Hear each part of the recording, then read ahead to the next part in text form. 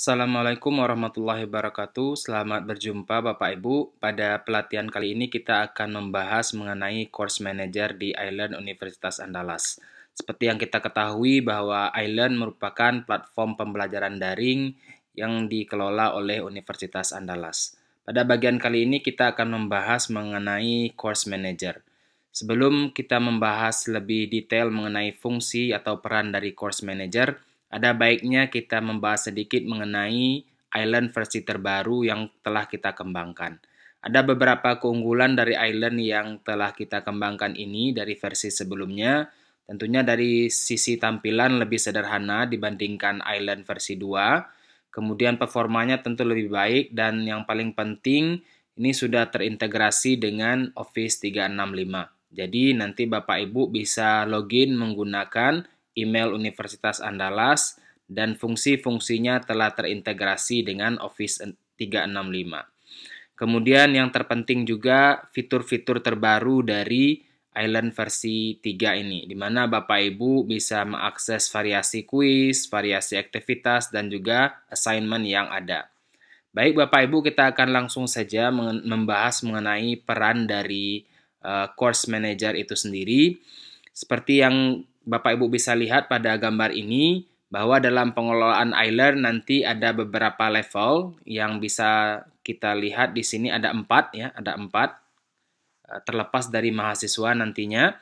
Yang pertama ada administrator, tentunya ini adalah orang yang bertanggung jawab penuh terhadap aplikasi. Jadi perannya lebih pada pengelolaan server, pengelolaan aplikasi, serta pengaturan mendasar lainnya.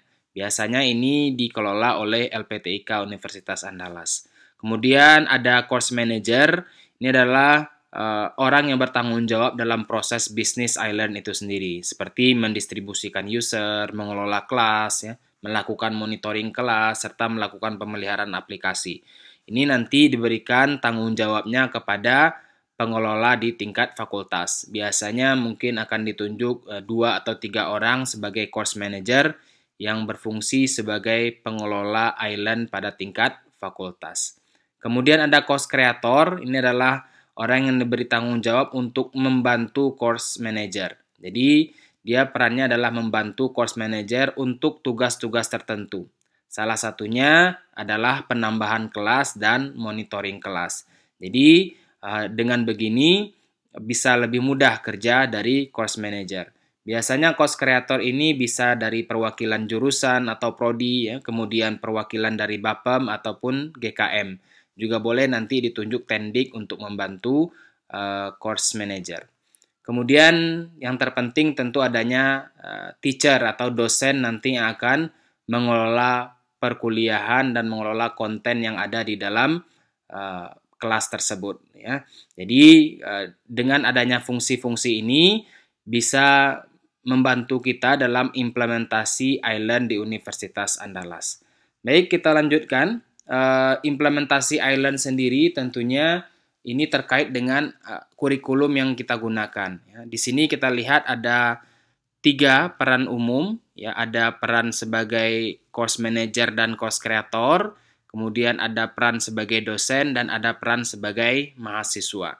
Jadi alurnya nanti course manager atau course creator akan membuatkan mata kuliah, kemudian menunjuk dosen yang akan mengelola mata kuliah tersebut, dan kemudian dosen bisa login pada kelas tersebut, kemudian mengupdate kelasnya dengan memberikan materi-materi pada perkuliahan. Kemudian tentunya setelah lengkap materinya dan perkuliahan dimulai, mahasiswa bisa login dan mengakses baik itu bahan kuliah ataupun tugas ke kelas tersebut. Ya. Setelah kelas berjalan, tentunya ada proses monitoring, baik dari course creator ataupun dari course manager. Kemudian ada dokumentasi perkuliahan jika telah selesai. Kemudian dari kesemuanya ini, peran dari course manager adalah memastikan bahwa setiap pelaksanaan kelas ini bisa berjalan dengan baik. Kemudian biasanya di akhir semester, course manager akan menutup semester sehingga tidak bisa lagi diakses oleh course creator ataupun oleh dosen dan mahasiswa.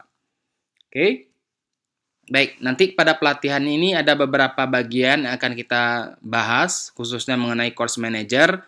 Tentunya yang pertama adalah manajemen kelas itu sendiri ya. Bagaimana kita bisa memanajemen course yang ada atau mengelola course yang ada di fakultas kita. Seperti membuat semester, kemudian menambahkan jurusan atau prodi ya. Kemudian bisa menambahkan course kreator yang akan mengelola sebuah jurusan ataupun prodi. Kemudian ada user management, bagaimana kita bisa mengelola mahasiswa ataupun dosen yang akan mengelola island di masing-masing jurusan. Kemudian ada monitoring dan report, bagaimana kita bisa melihat atau memeriksa, memonitoring aktivitas. Ya. Kemudian ada course creator, nanti akan membantu kita dalam pengelolaan island. Dan terakhir tentunya adalah maintenance aplikasi. Demikian Bapak Ibu untuk pengantar kita. Terima kasih. Assalamualaikum warahmatullahi wabarakatuh.